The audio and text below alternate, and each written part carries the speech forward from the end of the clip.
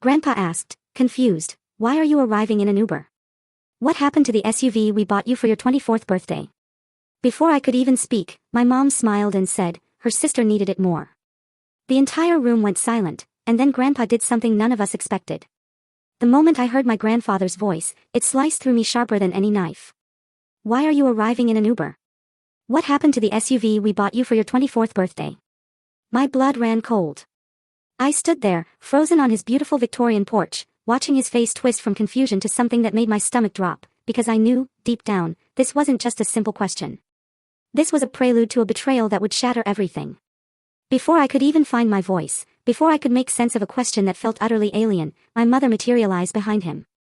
That smile. Oh, that smile. The one I'd come to know over 24 years, the one that screamed, I've done something wrong, but I've already justified it to myself. And then, she spoke, her voice light, casual, as if she were commenting on the weather. Her sister needed it more. Brooke just got that new job across town, and with the baby coming, she really needed reliable transportation. Everyone froze. My name is Hannah, and I'm 24. I'm an assistant manager at a boutique hotel in downtown Nashville, a job I clawed my way into after community college. I pay my own rent, my own bills, and I'd meticulously built a life separate from the chaos that had always surrounded my family. But standing there, watching my grandfather's face morph into something much darker, I realized some things always catch up. What SUV? I finally managed, my voice a whisper. The question hung in the crisp afternoon air, heavy like smoke. My mother's practiced composure wavered for a split second before sliding back into place. The one Grandpa gave you for your birthday, sweetheart. The black Chevrolet Equinox. Don't tell me you forgot already. Forgot. I couldn't forget something I never knew existed. My 24th birthday had been 3 months ago. I'd worked a double at the hotel, come home to my tiny studio, and eaten leftover Chinese food.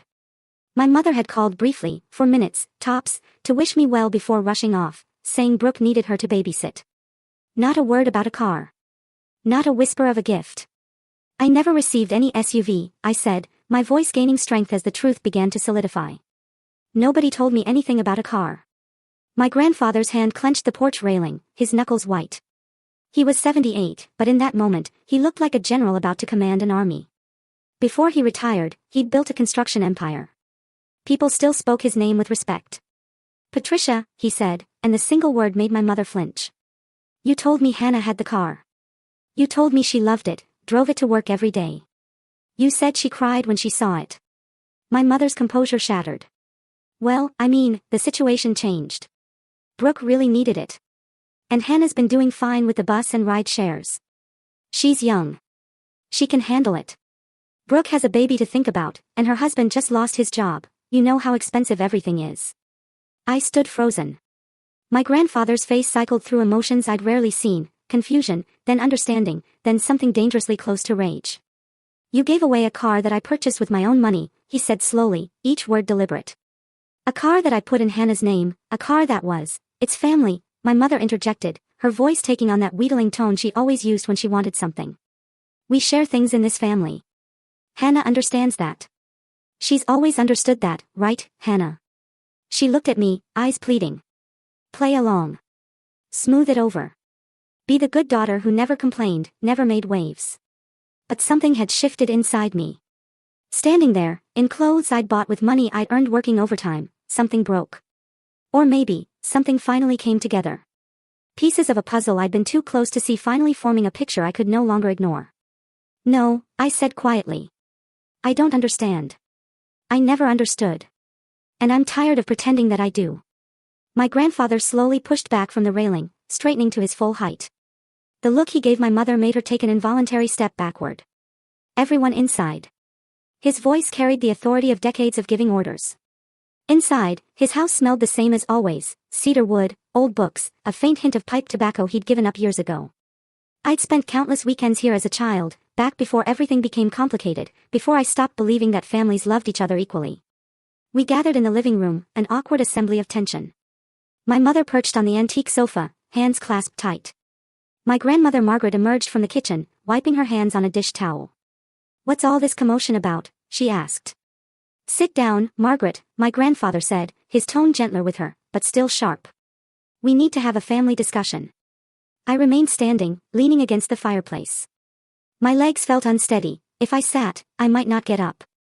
The SUV revelation was still sinking in, but it was also unlocking doors in my memory I'd kept firmly shut for years. I want to understand something, my grandfather said, fixing my mother with a hard stare. When I bought that car 3 months ago, I specifically asked you to arrange for Hannah to pick it up. You told me she did. You told me she was overwhelmed with gratitude. You even sent me a picture of her standing next to it. My heart clenched. A picture. That picture, I said slowly, pieces clicking into place. Was that taken in front of Brooke's house? My mother's face went pale. Because Brooke posted a picture of herself with a new black SUV 3 months ago. I continued, my voice gaining strength. She said her husband bought it for her. Everyone congratulated her. I liked the post. The silence that followed was deafening. Let me give you some context. My mother, Patricia, had always favored Brooke. From the moment my sister was born, when I was 4, I became invisible. Brooke was the pretty one, the charming one, the one who could do no wrong. She struggled in school. Tutors. I struggled. Try harder. She wanted dance, piano, art lessons. Money appeared. I wanted to join band. Too expensive. I learned early to stop asking. I learned to work for everything. At 16, I got my first job bagging groceries, saved every penny, bought my own books. When Brooke wrecked her car at 17, my parents bought her another. When I saved enough for a used Honda at 18, my mother borrowed it for Brooke and returned it with a dented fender and no apology. This pattern continued into adulthood. Brooke married at 22 in a lavish ceremony my parents funded entirely. I wasn't even a bridesmaid. Brooke announced her pregnancy 6 months ago, and suddenly every family conversation revolved around the baby, the nursery, what Brooke needed, what Brooke wanted. Meanwhile, I worked 50-hour weeks, climbed from front desk clerk to assistant manager through sheer determination, and built a life that asked nothing from anyone. I thought I had finally escaped. I thought the distance would protect me. I was wrong. So, let me make sure I understand this correctly, my grandmother said, her voice sharp in a way I rarely heard. You took a gift intended for Hannah, gave it to Brooke, and then lied about it. It's not that simple, my mother said, desperation creeping into her voice. Brooke needed it. Her husband lost his job, and they have a baby on the way. And Hannah has always been so independent. She manages fine on her own. Brooke needs help. Hannah doesn't. That's not the point, my grandfather said, his voice dangerously quiet. The point is that I purchased that vehicle for Hannah.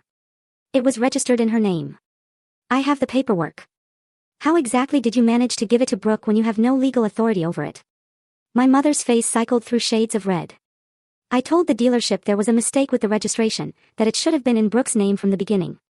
I had Hannah's information from when she was younger, so you committed fraud, my grandfather said flatly. You forged documents to transfer ownership of property that did not belong to you. It's family, my mother repeated, but the words sounded hollow now, even to her. We take care of each other. Hannah wouldn't have minded if she'd known. She's always been the responsible one. Brooke is the one who needs support. I laughed then, a bitter, surprising sound. You didn't even tell me the car existed. How could you know whether I would have minded? You didn't give me the chance to be generous. You just took what wasn't yours and gave it to someone else. My grandfather rose. Where is the car now? At Brooke's house, my mother whispered. She's been driving it for 3 months. He nodded slowly, then pulled out his phone. Then I believe it's time to correct the situation. The next 30 minutes felt surreal. My grandfather made calls with a calm efficiency that spoke to decades of business experience, lawyers, the police non-emergency line, a towing company that apparently owed him a favor. My mother tried to interrupt, but each attempt was met with a raised hand and a look that could have frozen water. My grandmother sat beside me, her hand finding mine and squeezing gently. I always wondered, she said quietly, her voice low enough only I could hear.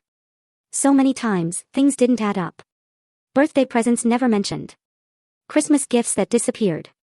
Your grandfather would ask about something he'd sent you, and Patricia always had an explanation. Tears pricked my eyes, but I refused to let them fall.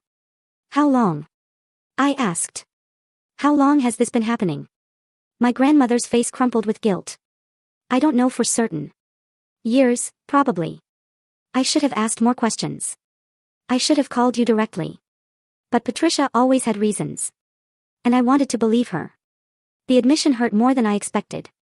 All those years of feeling forgotten, thinking my grandparents didn't care as much about me as they did about Brooke. All those missed connections and perceived rejections. None of it had been real. It had all been carefully orchestrated by my mother to ensure Brooke remained the center of everyone's universe. The car will be here within the hour, my grandfather announced, ending his final call. I've also contacted the authorities about the fraudulent transfer, but they've advised me that since I'm willing to resolve this within the family, and no financial harm was done to the dealership, we can handle it privately if we choose. Thank you, I said, the words inadequate. Thank you for believing me. My grandfather crossed the room and placed his hands on my shoulders, looking at me with an intensity that made me feel truly seen for the first time in years. I should have been paying closer attention. I should have verified things myself instead of trusting intermediaries. That's my failure, Hannah, and I'm sorry for it. It's not your fault, I said, glancing at my mother, who had shrunk into the corner of the sofa. You trusted family. That's not supposed to be a mistake. No, he agreed. It's not. But apparently in this family, trust has been badly misplaced. My mother finally found her voice. This is going to destroy everything. Brooke is pregnant.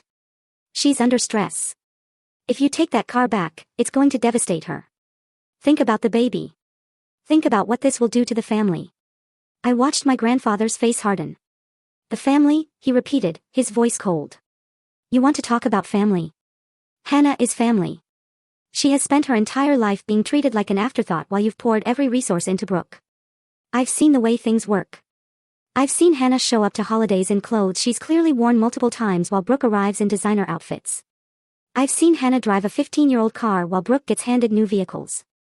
I told myself it was because Hannah was more responsible, more frugal.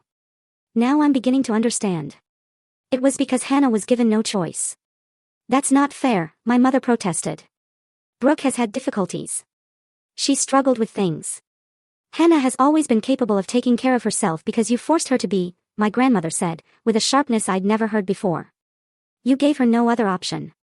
And now we find out that you've been stealing from her for years, gifts we sent, money we gave for her education, her birthday, her graduation. How much of it actually reached her? The question hung in the air. Like a bomb. I thought about all the times my mother had mentioned money from my grandparents that I had never received. College funds that mysteriously dried up. Birthday checks deposited into accounts I didn't control. The laptop that was supposed to be my graduation gift, but somehow ended up in Brooke's possession because she needed it for her job search. How much? I asked, my voice steady despite the turmoil. Over the years, how much has been redirected from me to her? My mother's face was a mask of guilt and defiance. I don't know exactly. It doesn't matter. What matters is that we're family, and family takes care of each other. No, my grandfather said firmly. What matters is that you've committed theft. You've stolen from your own daughter to fund your other daughter's lifestyle, and you've lied to us for years to cover it up. The sound of a truck pulling into the driveway cut through the tension. We all turned.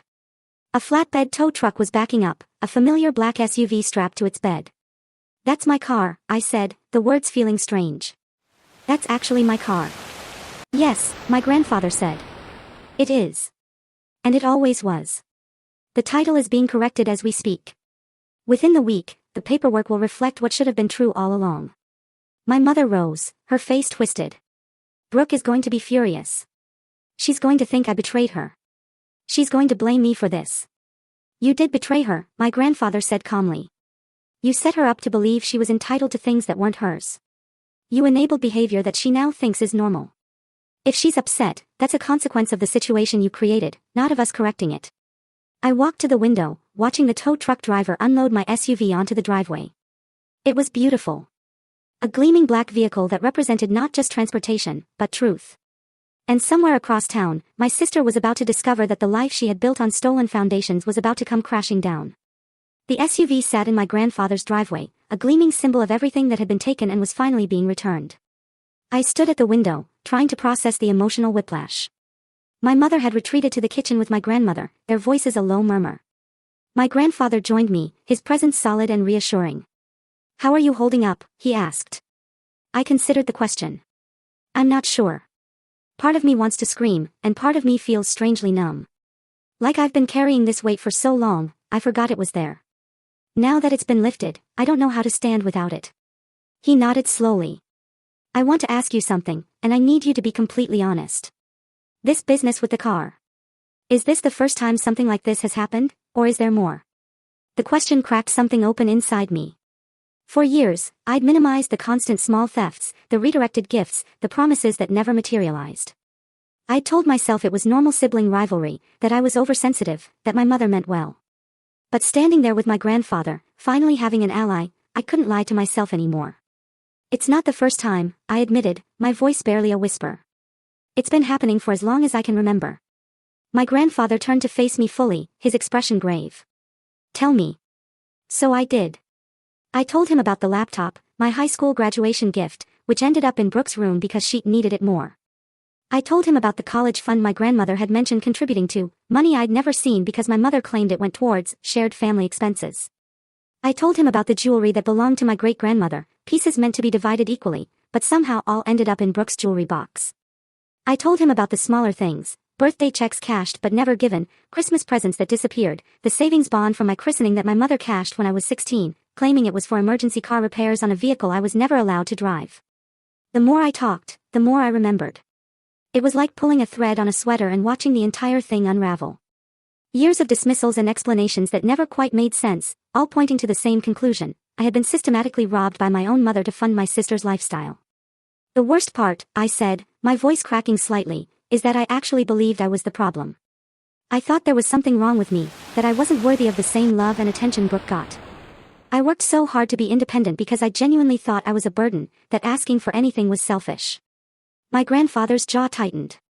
I saw his hands clench. How much money are we talking about? I'd never calculated it before, but now I did the math, college fund contributions, birthday and holiday gifts, graduation money, the car. Probably somewhere between $40,000 and $50,000, maybe more. I don't have records of everything because I never knew most of it existed. He was quiet for a long moment. When he spoke again, his voice was carefully controlled, signaling immense suppressed anger. I want you to know that this ends today. Whatever has happened in the past cannot be undone. But I can promise you that going forward, anything I give you will go directly to you. No intermediaries, no trust placed in people who have proven themselves untrustworthy. Grandpa, you don't have to. Yes, I do, he cut me off gently. I helped create this situation by not verifying things myself, by trusting your mother to do the right thing. I failed you, Hannah, and I intend to make it right. Before I could respond, a car screeched into the driveway. We both turned. A silver sedan. Brooke emerged like a force of nature, her pregnant belly visible. What the hell is going on? She screamed, storming toward the SUV. Why is my car at your house? The tow truck driver, wisely, retreated to his cab. My grandfather opened the front door and stepped onto the porch, his posture commanding. This car, he said calmly, has never been yours. It was purchased for Hannah.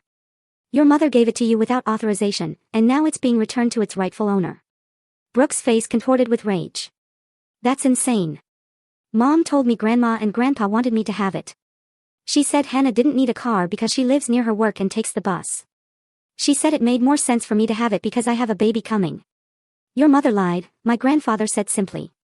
As she has apparently been lying for years. My mother appeared in the doorway, pale and panicked. Brooke, honey, let me explain. Explain what? Brooke shrieked. That you're letting them take my car after everything you promised. You said this was mine. You said it was a gift. It was a gift, my mother said desperately. Just not originally meant for you. But you needed it, sweetie. You needed it so much more than Hannah did. I was trying to help you. I stepped onto the porch, making sure she saw me. Did it ever occur to you to ask me? To tell me about the car and see if I would be willing to share it or let you use it? Did it ever occur to anyone in this family that I might have my own needs, my own struggles, my own life that matters? Brooke's eyes fixed on me with pure venom. Oh, please, Hannah. You've always been so self-righteous. Little Miss Perfect who never needs anything from anyone. You think you're better than us because you work your fancy hotel job and live alone in your sad little apartment. I live that way because I was given no other choice, I said, my voice steady despite the hurt. I was never given the support you were given. The confrontation drew the attention of neighbors. My grandfather noticed, and gestured sharply toward the house. Inside, all of you. This is a family matter, and we will discuss it as a family. Brooke looked ready to argue, but something in his tone made her think better of it. She waddled up the steps, one hand pressed to her lower back in a theatrical display of discomfort. We reconvened in the living room. My grandmother now sat in her usual chair, her face a mask of disappointment directed not at me, but at my mother and sister. Before we continue, my grandfather said, I want to establish some facts. Patricia, how long have you been redirecting gifts and money intended for Hannah to Brooke instead? My mother's mouth opened and closed several times. It's not as simple as that. I was managing resources for the whole family. Sometimes things got shifted around based on who needed what. That's not an answer, my grandmother said sharply. How long? The silence stretched. Finally, my mother dropped her gaze. Since the girls were teenagers, maybe earlier. I don't remember exactly. And approximately how much money and property are we talking about? I don't know. I didn't keep track. Hannah estimates somewhere between $40,000 and $50,000, my grandfather said coldly. Does that sound accurate to you? My mother flinched. That's probably high. It can't be that much. Let's see, my grandmother said, pulling out her phone. I have records of contributions I made over the years directly to Patricia to be passed on to both girls equally. College fund contributions, graduation gifts, birthday money. Shall I read the totals? Mother, please. $17,000 sent for Hannah's college fund over 6 years. Where is that money, Patricia? It went toward family expenses, bills, and things. Times were hard. Times were hard enough that you bought Brooke a new bedroom set when she was 16 and took her to Europe for her graduation trip. The question landed like a physical blow. My mother had no response. I remember that trip, I said quietly. I wasn't invited. Mom said it was because I had to work my summer job. But the real reason was there was only money for one person, and that money was supposed to be mine. Brooke rolled her eyes.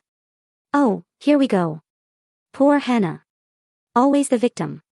You could have asked to come. You could have spoken up. I didn't know there was anything to speak up about, I said, turning to her directly. I thought the trip was paid for by your godparents. That's what Mom told me. She said your godparents wanted to give you a graduation experience, and that my godparents hadn't been as generous. That was true, my mother said weakly. Was it? My grandmother asked. Because as I recall, Hannah's godparents contributed quite nicely to her education fund. The same fund that apparently got spent on family expenses while Brooke was touring Paris. The layers of deception were staggering. Every explanation, every justification for why Brooke had more and I had less, was falling apart under scrutiny. It was like watching a house of cards collapse. I want to understand something, I said, my voice surprisingly steady. Mom, why? What did I ever do to make you treat me this way? Was it something about me specifically? Or would you have done this to whichever daughter was born first? My mother's face crumpled. For a moment, I thought she might provide a genuine answer. But then the defensive walls went back up. I didn't treat you badly. I loved you both equally. I just recognized that Brooke needed more support than you did. You were always so capable, Hannah, so independent. Brooke struggled more. She needed extra help. She struggled because you never let her face consequences, I said, the realization crystallizing. Every time she made a mistake, you covered for her. Every time she wanted something she couldn't afford, you found a way to get it for her, even if that meant taking it from me. You didn't help her. You crippled her. Brooke's face flushed with anger. Don't you dare talk about me like I'm some kind of charity case. You're pregnant at 20 years old with a husband who can't hold a job.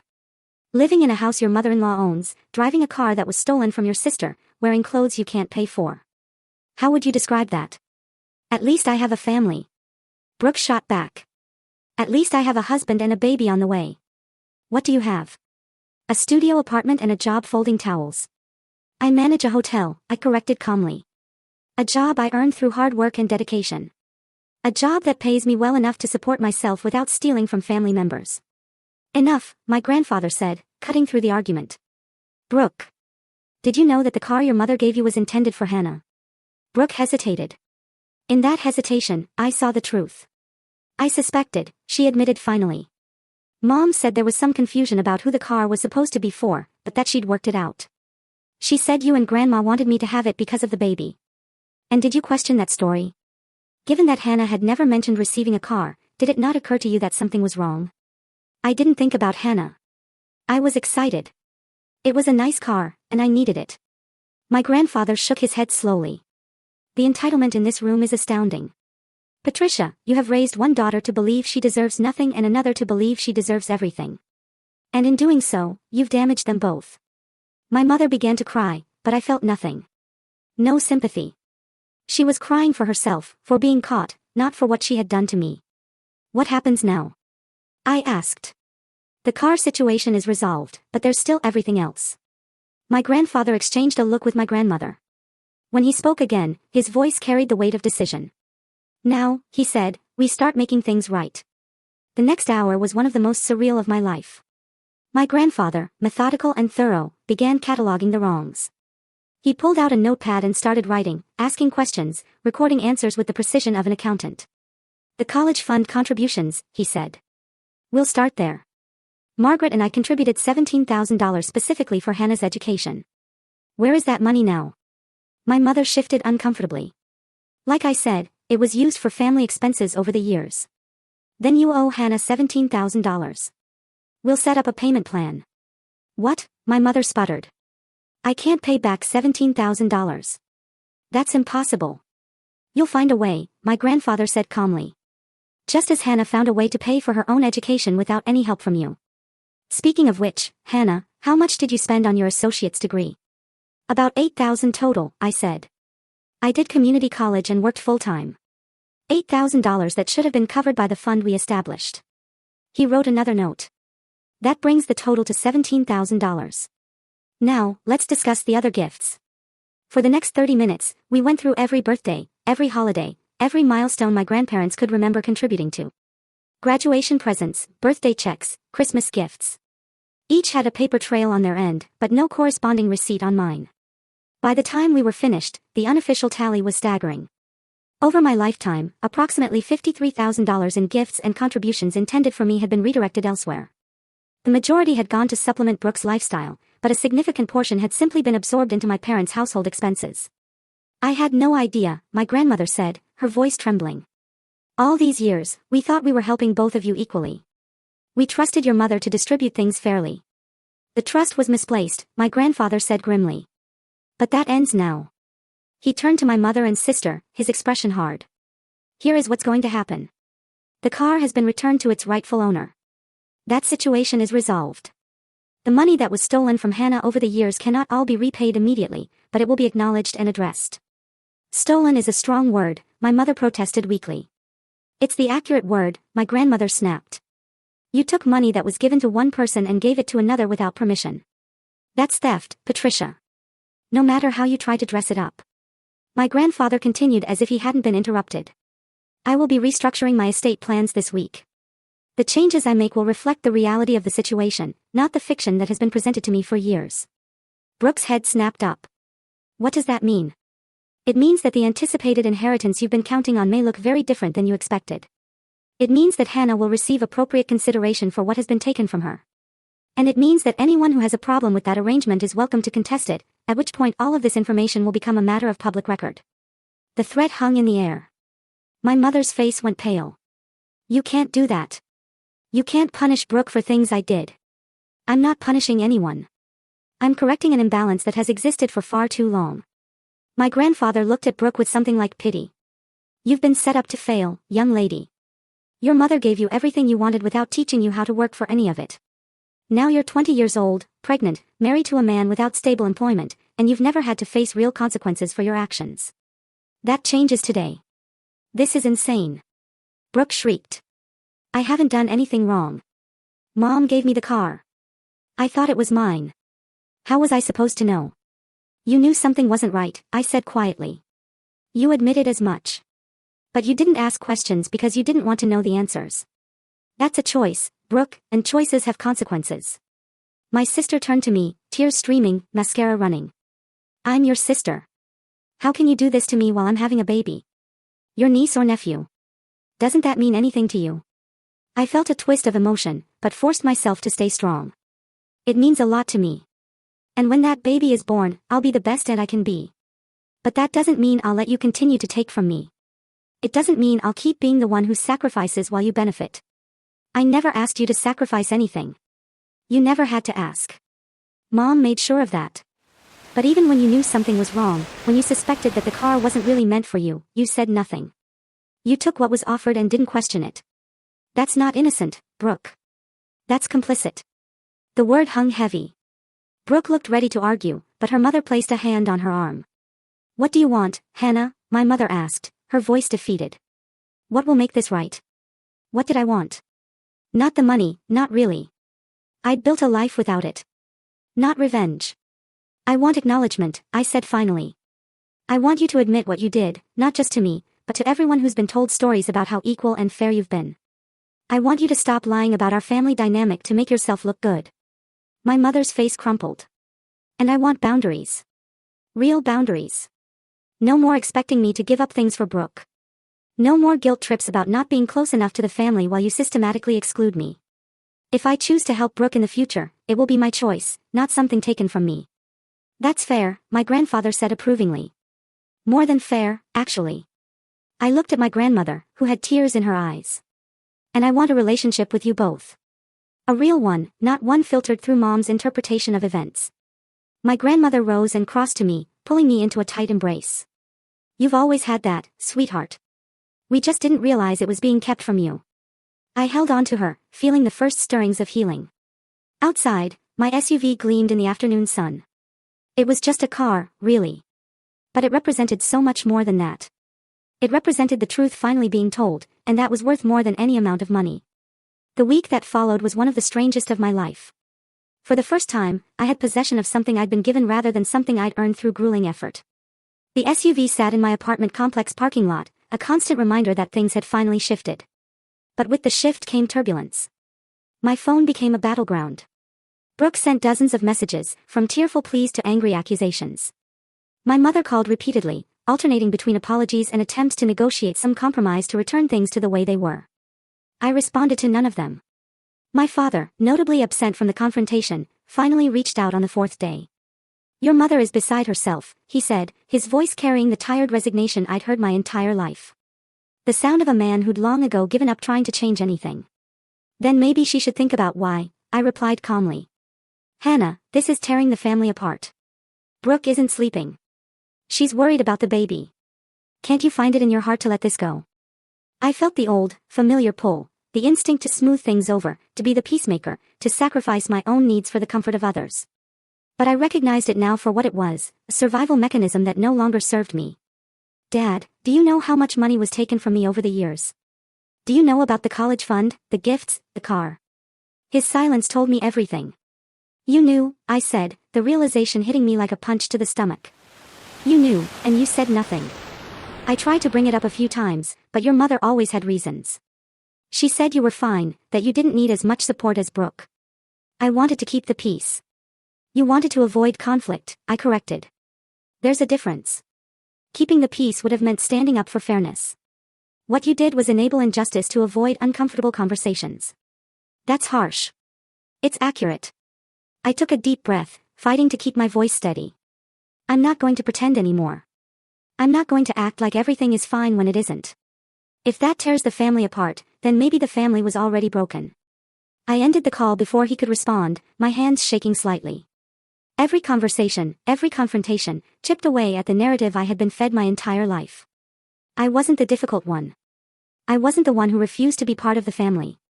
I was the one who had been systematically excluded while being blamed for the distance.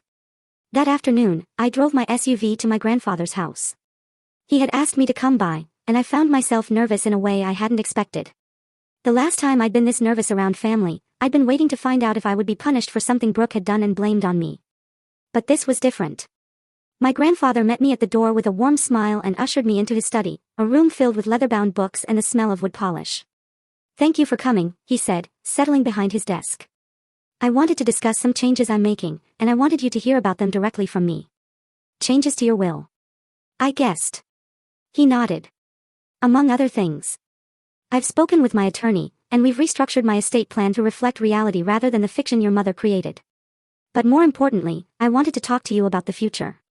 My future. Your potential. Hannah, I've been doing some research. He pulled out a folder and slid it across the desk. Your performance reviews at the hotel have been exceptional. Your manager speaks highly of you. You've been promoted twice in 2 years, and you're on track for further advancement. I opened the folder, confused. Inside were copies of documents I'd never seen. Performance evaluations and commendations from my workplace. How did you get these? I made some inquiries. I hope you don't mind. He leaned forward, his expression intense. You've accomplished remarkable things without any support from your family. I want to change that. I want to invest in your future, not as compensation for what was taken, but because you've proven you deserve investment. My eyes filled with unexpected tears. Grandpa, you don't have to do this.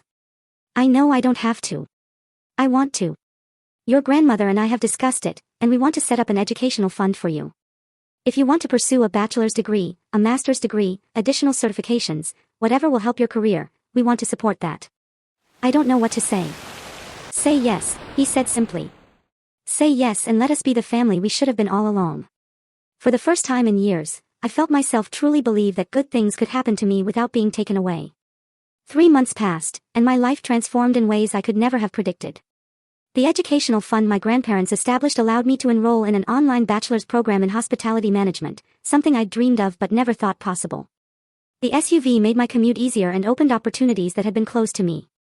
For the first time in my memory, I was building a life with support, rather than despite opposition. My relationship with my mother and Brooke remained fractured. After weeks of unanswered messages, they had largely stopped reaching out. My father occasionally sent brief texts, checking in without expecting responses. I appreciated the minimal effort, even as I recognized it for what it was, the same passive approach he had always taken, now directed slightly more in my direction. The baby arrived in March, a healthy girl named Stella. I found out through social media rather than a phone call, which hurt more than I wanted to admit. But I sent a gift anyway, a beautiful handmade blanket and a note that made clear my door was open if they wanted to rebuild, but only on terms of mutual respect. My grandparents kept me informed about the family dynamics I was no longer directly part of. Brooke and her husband were struggling, which wasn't surprising given their pattern of living beyond their means. The loss of the SUV had forced them to actually budget for transportation, a concept apparently foreign to someone who had always had things handed to her. My mother continued to try to funnel resources their way, but my grandfather had become vigilant, making sure anything intended for me actually reached me. She asked us for money last week, my grandmother told me during one of our now regular phone calls. Said it was for household expenses, but your grandfather suspects it would have ended up with Brooke. Did you give it to her? We gave her exactly what she asked for, with the condition that she provided receipts for what it was spent on. She wasn't happy about that, but she agreed. I appreciated their newfound skepticism, even as it saddened me that it was necessary. My mother had made her choices, and those choices had consequences that extended far beyond me. Work continued to be my sanctuary. The hotel promoted me to night manager, a position with a significant raise and more responsibility. My general manager pulled me aside. You handle difficult guests better than anyone I've ever worked with, she said. And I've noticed that you never seem to let personal issues affect your work. That's rare. I thanked her, not mentioning that my ability to remain calm under pressure had been honed through years of managing family crises that were never my fault, but always somehow my responsibility to fix. The spring semester of my bachelor's program went well. I found I genuinely enjoyed studying hospitality management theory, connecting academic concepts to my practical experience. My professors were impressed by my real-world knowledge, and I earned straight A's for the first time in my life. In May, I received an unexpected invitation. Brooke reached out through email, the first direct communication we'd had since the confrontation. I'd like to talk, she wrote. Asterisk not to ask for anything, just to talk. I think I owe you an apology, asterisk I stared at the message for a long time. Part of me wanted to ignore it, to maintain the protective distance. But another part remembered that Brooke was also a product of our mother's manipulation, raised to believe that taking from me was acceptable, even expected. Asterisk coffee next weekend. Public place. No mom, asterisk I wrote back. Her response came within minutes. Asterisk thank you. I'll be there, asterisk we met at a cafe near my apartment, neutral ground. Brooke looked exhausted in the way all new mothers do, with dark circles under her eyes and formula stains on her shirt. But she also looked different, more grounded. Before you say anything, she began, I want to acknowledge what happened, not just with the car, but with everything. I've been doing a lot of thinking since the baby was born, and I've realized that I've spent my entire life being handed things I didn't earn. I waited, letting her continue. Mom always told me that I deserved special treatment because I was more fragile than you. She said you were so strong and independent that you didn't need help. I believed her because it was easier to believe than to question what I was getting. And now, Brooke's eyes filled with tears. Now I have a daughter, and I think about what I would want for her. I wouldn't want her to be like me, dependent on other people's sacrifices. I would want her to be like you, capable and self-sufficient. The admission hit harder than I expected. That means a lot, Brooke. I can't undo what happened. I know that. But I want to do better going forward. I want my daughter to have a relationship with her aunt, A real one, not one poisoned by mom's favoritism. I looked at my sister, really looked at her for perhaps the first time in our adult lives, and I saw potential for something new. The reconciliation with Brooke was slow and careful, built on conversations rather than assumptions. We established boundaries that we actually respected, a novel concept for both of us. She began therapy to work through the entitlement ingrained in her since childhood. I supported her efforts without enabling her old patterns. Our mother struggled with the new dynamic. She couldn't understand why her daughters needed boundaries, why they couldn't simply return to the way things were. But the way things were had been toxic, and we were no longer willing to participate. She called me yesterday crying about how the family has fallen apart, Brooke told me during one of our now regular coffee dates. Stella dozed in her carrier between us. What did you tell her? That the family hasn't fallen apart. It's just restructured into something healthier. Brooke smiled wryly. She didn't appreciate that perspective.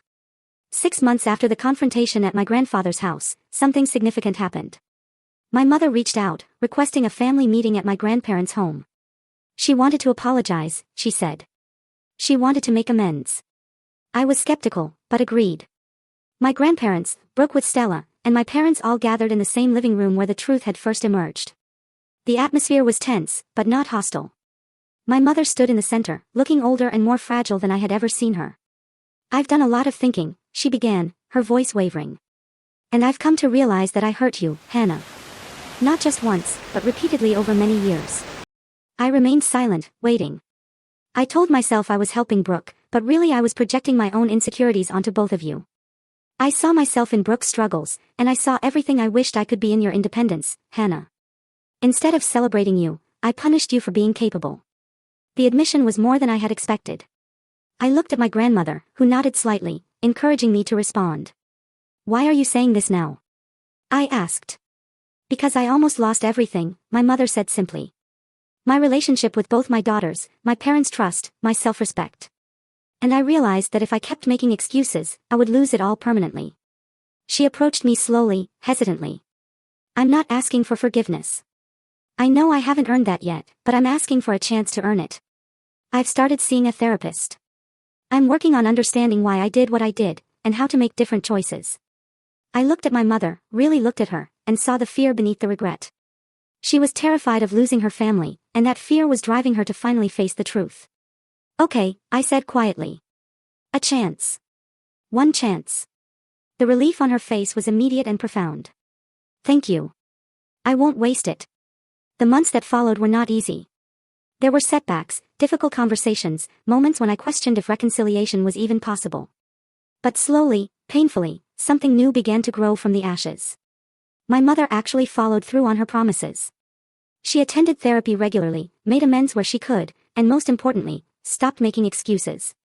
When Brooke needed help, my mother now offered support that came from her own resources, rather than redirecting from me. My father remained largely the same, passive and conflict-averse, but he too made small efforts. He started calling me directly, asking about my classes, my work, my life in ways he never had before. A year after the SUV confrontation, I graduated from my online bachelor's program with honors. My grandparents, my parents, and Brooke with Stella, all attended the small celebration at my grandfather's house. The years of theft and deception had taken their toll on my family. My mother's reputation among extended relatives was permanently damaged. Brooke's husband eventually found stable work, but their marriage struggled under the weight of financial stress and the need to actually budget. The inheritance they had counted on was restructured to reflect fairness rather than favoritism. As I stood in my grandfather's living room, diploma in hand, looking at the family that had finally learned to treat me with respect, I allowed myself to feel proud. Not just of the degree, but of the journey that had led me here. Driving home that evening in my SUV, the one my grandfather had given me and my mother had tried to steal, I thought about everything that had changed. I had gone from being invisible to being seen, from being robbed to being supported, from being alone to being part of something real. The revenge I had gotten was not the dramatic, satisfying kind from movies. It was quieter, more profound. It was the revenge of living well, of building a life that proved I had always been worthy of love, support, and respect. And as I pulled into my parking space and looked up at the apartment I had earned through my own hard work, I knew that this was just the beginning. I had spent my whole life being the one who lost everything to her sister. Now finally, I was the one who had won.